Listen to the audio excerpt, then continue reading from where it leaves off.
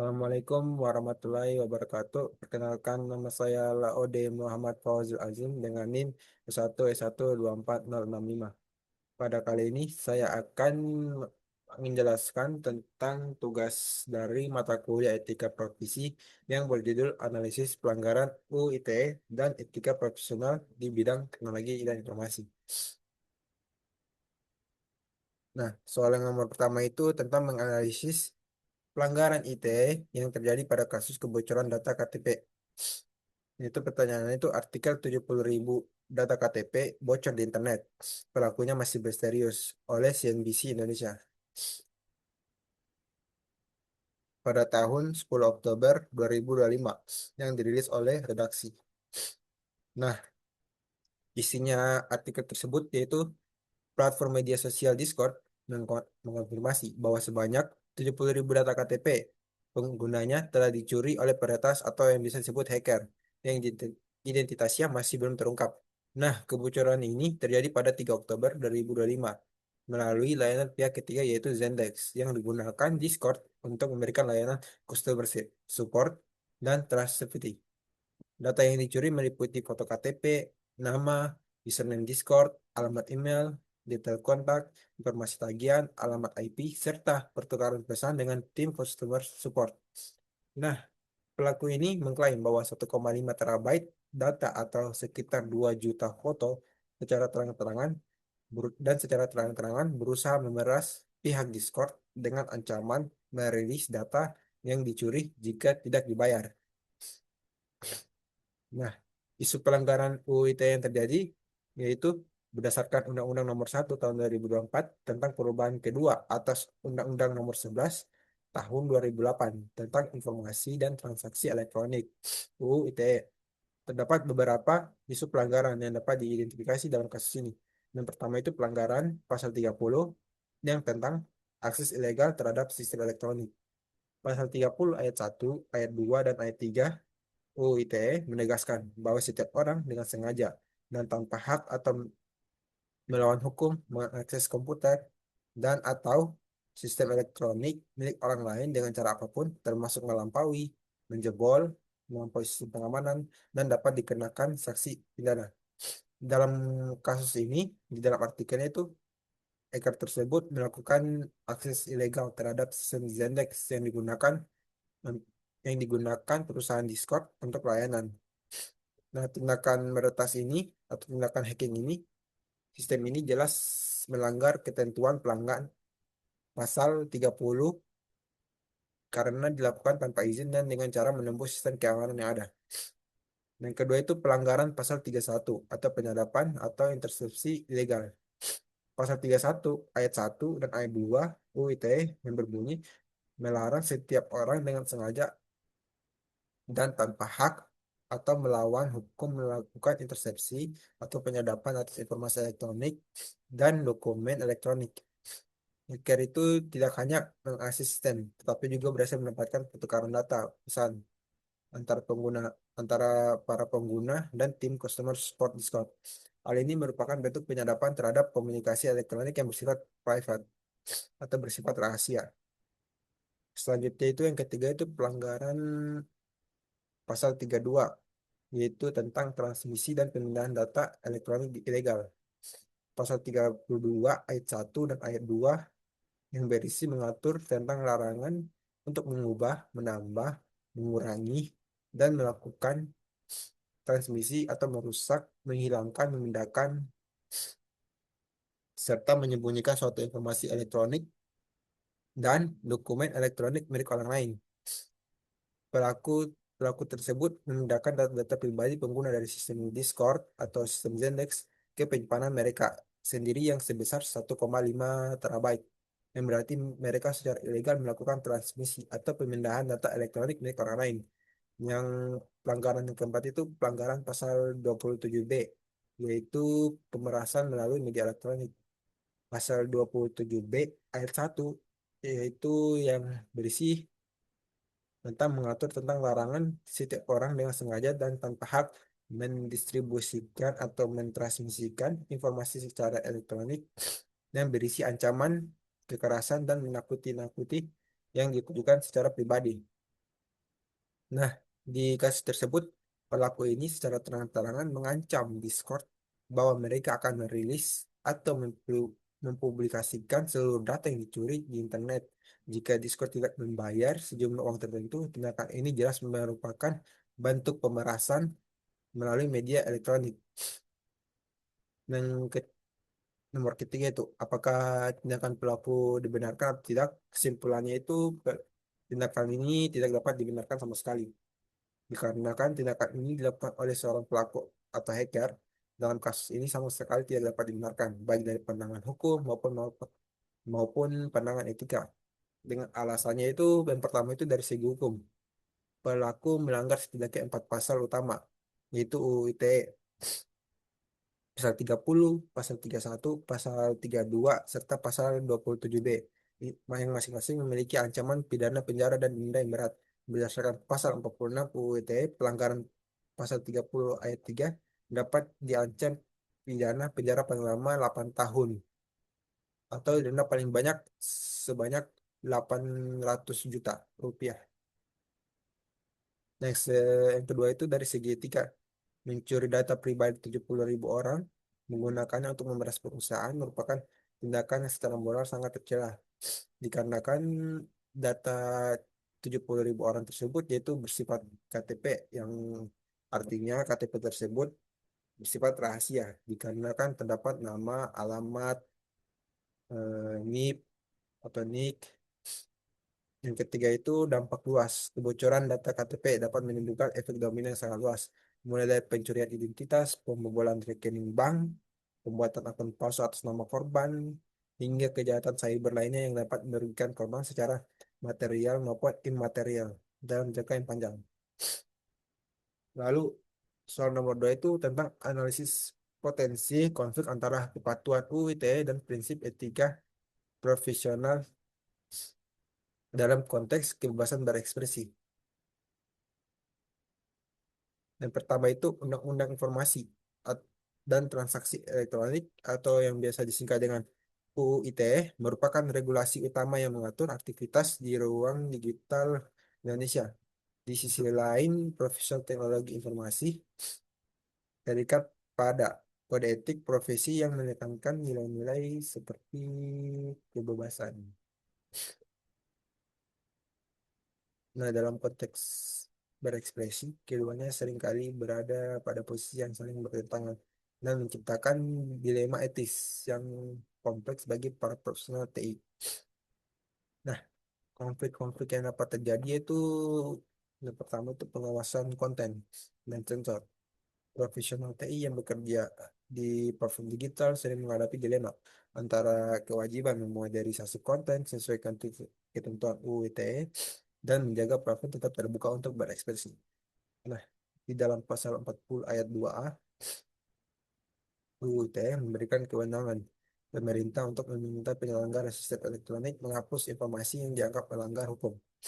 Sebagai profesional teknologi informasi, mereka secara etis berkewajiban melindungi dan melindungi privasi dan kebebasan pengguna. Namun secara hukum wajib memenuhi permintaan penghapusan konten dari pemerintah. Konflik ini sangat nyata ketika konten diminta untuk dihapus berupa kritik politik yang sah atau whistleblowing. Yang kedua itu antara privasi data dan pengawasan negara. UU ITE memberikan legitimasi bagi aparat penegak hukum untuk mengakses data elektronik dengan rangka penyelidikan. Namun, namun prinsip etika profesional TI menekankan pentingnya melindungi privasi pengguna. Ketika seorang profesional TI diminta menyerahkan data pengguna kepada aparat tanpa transparansi yang memadai atau tanpa surat perintah yang sah, mereka menghadapi konflik antara kepatuhan hukum dan tanggung jawab etis untuk melindungi privasi klien atau pengguna. Dan ketiga, cara upaya cara-cara atau upaya penyelesaian konflik. Untuk mengurangi potensi konflik tersebut, beberapa langkah yang dapat diambil antaranya itu yang pertama, penguatan kode etik profesi. Organisasi profesi TI di Indonesia perlu mengembangkan atau mensosialisasikan kode etik yang memuat pedoman jelas tentang bagaimana menangani konflik antara kepatuhan hukum dan prinsip etika, termasuk mekanisme responsibel. Yang kedua itu dialog multi pihak. perlu adanya dialog terbuka antara pihak pemerintah, komunitas IT, akademisi, dan organisasi masyarakat sipil untuk mencari titik keseimbangan perilaku antara perlindungan hukum dan kebebasan berekspresi di ruang digital. Selanjutnya nomor tiga itu UU ITE di berbagai negara. Di sini saya memilih tiga negara, yaitu Inggris, Belanda, dan Thailand. Nah, di tugasnya ini dia menjelaskan terkait UU ITE di tiga negara tersebut, lalu membandingkannya dengan UU ITE yang ada di Indonesia.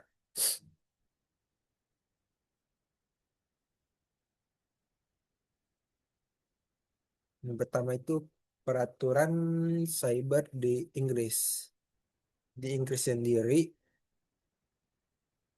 yang dia undang-undangnya itu namanya Computer Misuse Act tahun 1990-an atau yang disingkat CMA, yang telah diamandemen beberapa kali, terakhir melalui Serious Crime Act tahun 2015. Selain itu, Inggris juga telah mengesahkan Online Security Act pada tahun 2023 untuk mengatur keamanan daring. Nah, CMA ini mengatur tiga kategori utama kejahatan cyber. Yang pertama itu akses tanpa izin terhadap materi komputer. Yang kedua itu akses tanpa izin dengan maksud melakukan atau memfasilitasi kejahatan selanjutnya. Yang ketiga itu tindakan tanpa izin yang bermaksud merusak atau mengganggu operasi komputer. Nah, ini mewajibkan platform digital untuk melindungi penggunanya dari konten berbahaya, termasuk ujaran kebencian, cyberbullying, dan konten teroris dengan pendekatan yang lebih terstruktur melalui pembentukan Ofcom sebagai regulator independen. Yang kedua itu peraturan cyber di Belanda. Di Belanda sendiri, kejahatan cybernya itu diatur melalui Wet Computer Criminal Law atau Undang-Undang Kejahatan Komputer yang pertama kali disahkan pada tahun 1993 dan diperbarui melalui Wet Computer Criminal Law yang kedua pada tahun 2006 serta Wet Computer Criminal Law pada tahun 2019. Sebagai anggota Uni Eropa, Belanda juga terikat dengan General Data Protection Regulation atau GDPR yang ditetapkan secara nasional sebagai Algemeen Verordening atau yang biasa disingkat AFG. Nah, Belanda ini dia ke keunikan Belanda sendiri itu kebijakannya responsible disclosure yang sangat progresif. Nah, pemerintah Belanda ini secara resmi mendukung praktik responsible yang dimana seorang ethical hacker yang menemukan kerentanan keamanan dan melaporkannya secara bertanggung jawab tidak akan dituntut secara hukum. Nah, kebijakan ini merupakan salah satu yang paling maju di dunia dan sangat berbeda dengan pendekatan kebanyakan negara. Selain itu, Belanda juga memiliki Authority Persons Gegevens atau yang biasa disingkat AP sebagai otoritas independen perlindungan data pribadi yang memiliki kewenangan menjatuhkan denda hingga jutaan euro. Yang ketiga, peraturan cyber di negara Thailand. Nah, Thailand sendiri itu kejahatan cybernya diatur melalui Computer Crime Act BE 2550. 2550 ini artinya dalam tahun 2007 ditambah dengan tahun di kalender Buddha yang telah diamandemen pada tahun 2017 serta Cyber Security Act BE pada tahun 2019 dan Personal Data Protection Act BE pada tahun 2019 juga. Computer crime ini dia memiliki kesamaan dengan UU ITE dalam hal mengatur akses ilegal, pengiriman spam, dan konten yang dianggap melanggar keamanan nasional atau kesusilaan. Namun, undang-undang ini juga mencakup ketentuan tentang pelanggaran terhadap monarki di ruang digital yang merupakan ciri khas hukum Thailand. Pasal 14 Undang-Undang ini mengatur tentang impor data palsu yang berdampak pada keamanan nasional dan menimbulkan kepanikan publik. Seringkali dikritik oleh organisasi hak asasi manusia internasional karena digunakan untuk membatasi kebebasan berekspresi. Nah, perbedaan utamanya itu antara tiga negara tersebut dengan negara Indonesia itu ada beberapa. Yang pertama, perbedaan antara Indonesia dan Inggris. Perbedaan yang paling utama itu terletak pada pendekatan terhadap pencemaran nama baik. Di Inggris, melalui Defamation Act 2013, mengharuskan penggugat membuktikan adanya kerugian serius. Sementara UU ITE yang di Indonesia sebelum revisi 2024 tidak mensyaratkan pembuktian serupa sehingga lebih mudah digunakan untuk mengkriminalisasi. Selain itu, Inggris memiliki regulator independen, yaitu Ofcom atau ICO, yang terpisah dari pemerintah, berbeda dengan Indonesia yang regulatornya masih berada di bawah pihak kementerian. Selanjutnya itu Indonesia dan Belanda. Perbedaan paling mencoloknya itu adalah kebijakan responsible disclosure. Belanda secara resmi dan progresif melindungi etika hacker yang melaporkan kerentanan secara bertanggung jawab. Sementara di Indonesia itu belum memiliki regulasi serupa. Bahkan beberapa security research karena menghadapi ancaman hukum. Selain itu, pengaruh GDPR membuat Belanda memiliki standar perlindungan data pribadi yang jauh lebih ketat dengan denda yang sangat besar. Nah, selanjutnya itu Indonesia dengan Thailand. Indonesia dengan Thailand ini memiliki kemiripan dalam hal pendekatan yang bersifat membatasi dan potensi penyalahgunaan untuk membatasi kebebasan berekspresi. Namun, di Thailand sendiri memiliki keunikan berupa ketentuan lese majeste digital yang sangat ketat dan tidak ditemukan di Indonesia. Di sisi lain, Indonesia telah menunjukkan kemajuan melalui revisi UU ITE pada tahun 2024 yang menghapus beberapa pasal kontroversial, sementara Thailand belum melakukan reformasi signifikan pada Computer Crime Act-nya. Nah, selanjutnya di nomor 4 itu terdapat pelanggaran UU ITE yang pernah dilakukan, yang pernah dilakukan pelanggaran UU ITE sendiri yang saya lakukan pernah itu adalah mengucapkan kata-kata yang mengandung unsur sara, yaitu suku, agama, ras, dan antar golongan di dalam game online. Karena pada saat saya bermain game online, itu saya pernah terprovokasi oleh situasi permainan dan mengeluarkan ujaran dan mengandung ujaran kebencian berbasis sara, baik melalui fitur chat text maupun voice chat dalam gamenya. Nah, di pelanggaran yang dilakukan itu melanggar pasal UU ITE ada beberapa. Yang pertama itu yang pertama itu cuma pasal 28 ayat 2 yang berbunyi setiap orang dengan sengaja atau tanpa hak menyebarkan informasi yang ditujukan untuk menimbulkan rasa kebencian atau permusuhan individu atau kelompok masyarakat tertentu berdasarkan atas suku, agama, ras, dan antar golongan. Nah, tindakan saya ini mengucapkan kata-kata kasar di dalam game online memenuhi unsur pasal ini karena satu dilakukan secara sengaja, secara sadar mengetikkan atau mengucapkan kata-kata tersebut. Kedua, melalui sistem elektronik game online merupakan platform elektronik. Yang ketiga itu berisi ujaran berbasis sara yang berpotensi menimbulkan rasa kebencian dan permusuhan.